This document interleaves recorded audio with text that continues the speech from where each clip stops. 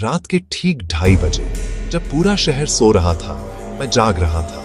बारिश की बूंदें ऐसी लग रही थीं जैसे आसमान भी किसी अनहोनी पर रो रहा हो।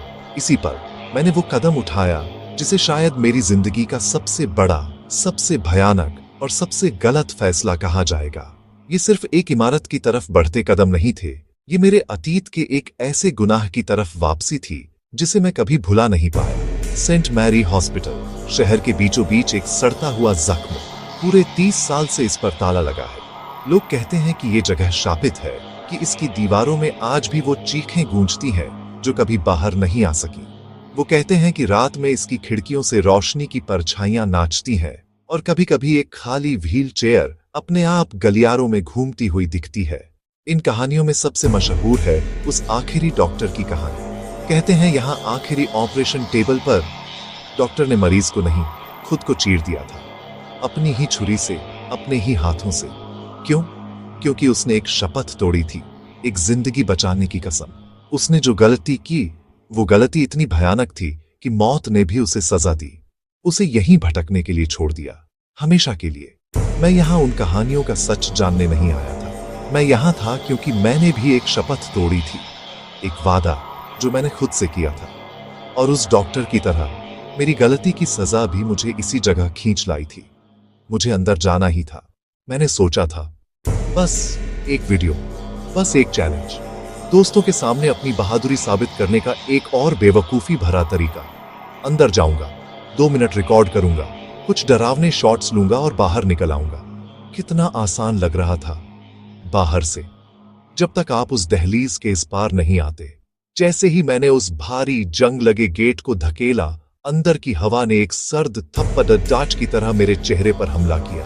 ऐसी ठंडक जैसे कोई मेरे सीने में बर्फ का एक नुकीला टुकड़ा धीरे धीरे ठूंस रहा हो। और वो बदबू, हवा में दवाइयों की तीखी गंध, पुराने खून की धातु जैसी महक और कुछ सड़ने की मीठी घिनौनी बदबू, जैसे मौत ने यहां अपना परफ्यूम छिड़क दिया हो। मैंने अपनी टॉर्च ऑन की, उसकी रोशनी कांपी, एक पल के लिए बुझ गई और फिर एक कमजोर पीले दायरे में स्थिर हो गई। बस इतनी सी रोशनी इस अथाह अंधेरे से लड़ने के लिए। मैंने पहला कदम अंदर रखा और मेरे पीछे गेट एक धीमी दर्दनाक चीख के साथ बंद हो गया। अब वापसी का कोई आसान रास्ता नहीं था। पहली मंजिल, एक लंबा सा अंतहीन गलियारा मेरे सामने फैला था। दोनों तरफ अनगिनत दरवाजे, कुछ बंद, कुछ आधे खुले। वो आधे खुले दरवाजे सबसे ज्यादा डरावने थे। ऐसा लग रहा था जैसे कोई अंधेरे में छिपकर अपनी सांस रोके चुपके से मुझे झांक रहा हो। हर दरवाजे के पीछे एक कहानी दबी हुई थी और मुझे महसूस हो रहा था कि वो कहानियां अभी खत्म नहीं हुई हैं। तभी दूर गलियारे के दूसरे छोर से एक आवाज आई, इतनी धीमी, दर्द से इतनी भरी हुई कि मेरे रोंगटे खटीटे हो गए। मेरा दिल धक से रह गया। ये किसी की रिकॉर्डिंग नहीं थी, ये आवाज असली लग रही थी, ताजा, जैसे कोई वाकई मदद के लिए पुकार रहा हो। मैंने अपनी टॉर्च की बीम को तेजी से उस दिशा में घुमाया।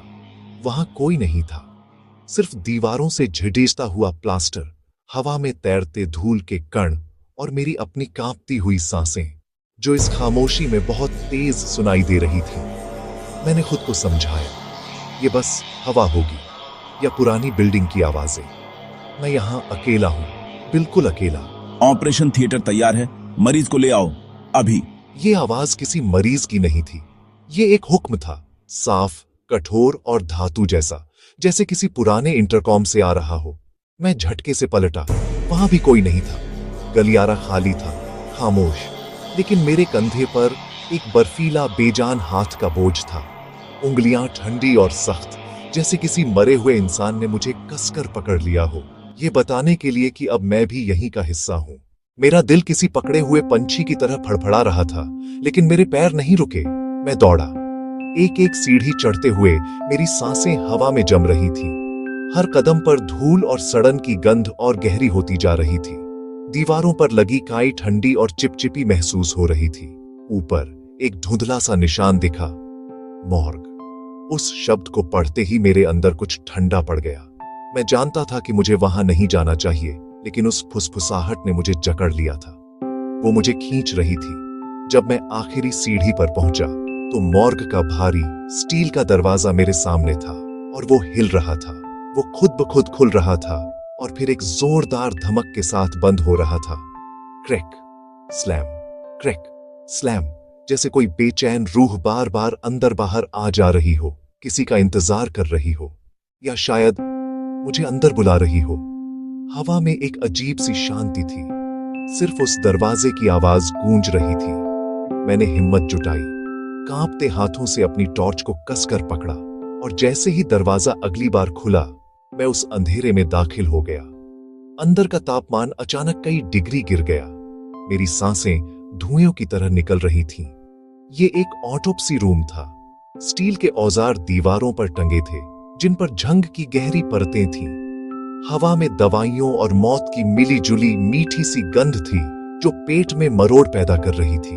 मेरी टॉर्च की रोशनी दीवारों पर नाच रही थी, और फिर वो कमरे के बीचों बीच रखी एक चीज पर आकर रुक गई। एक ऑटोप्सी टेबल, जिस पर एक सफेद चादर पड़ी थी।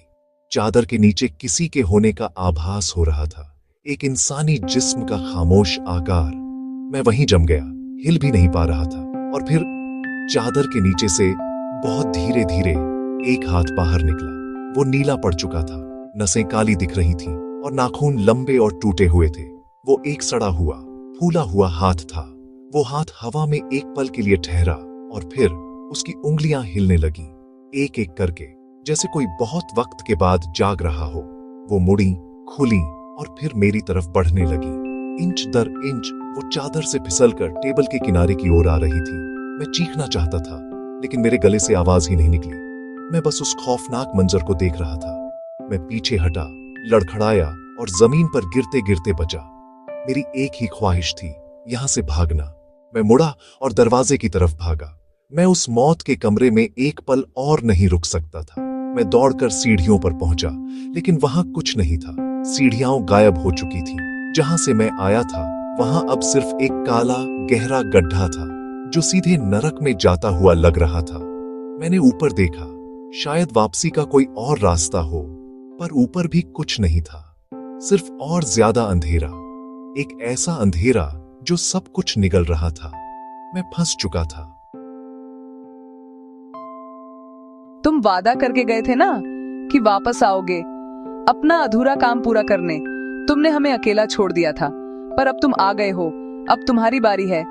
अब तुम हम सबके साथ रहोगे, हमेशा के लिए, यहीं हमारे बीच।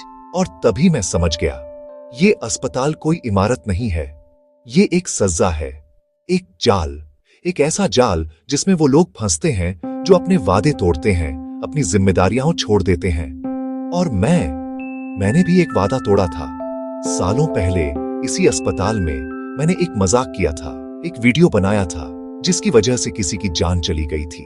मैं भाग गया था, कभी पीछे मुड़कर नहीं देखा, लेकिन ये जगह कुछ नहीं भूलती। जो एक बार इस जाल में फंस गया, वो कभी कभी नहीं निकल सकता। अब हर रात मैं भी उनमें से एक बन जाता हूँ। मेरी अपनी पहचान खो जाती है। मैं इस अस्पताल की अनगिनत बेचैन रूहों की आवाज बन जाता हूँ। कभी मैं उस औरत की तरह रोता हूँ, अपने अधूरे इंतजार का मातम मनाता हूँ। कभी मैं उस डॉक्टर की तरह बन जाता हूँ जो चीख चीख कर ऑपरेशन की तैयारी करने को कहता है। और कभी मैं एक मरीज की दर्द भरी फुसफुसाहट बन जाता हूँ। डॉक्टर, दर्द बहुत हो रहा है, प्लीज आ जाइए ना, हम सब यहाँ इंतजार करते हैं। तो अगर तुम कभी रात में उस वीरान सड़क से गुजरोगे, उस पुरानी मनहूस इमारत के पास से, और अचानक तुम्हें लगे कि गाड़ी के अंदर की हवा बर्फीली हो गई है, अगर कोई ठंडी हवा का झोंका तुम्हारे कानों में फुसफुसाए, तो घबराना मत। वो कोई और नहीं, वो मेरी आवाज होगी। मैं तुम्हें बुला रहूंगा, मैं इंतजार कर रहा हूं तुम्हारा, और अगली बार शायद तुम ही चीखोगे।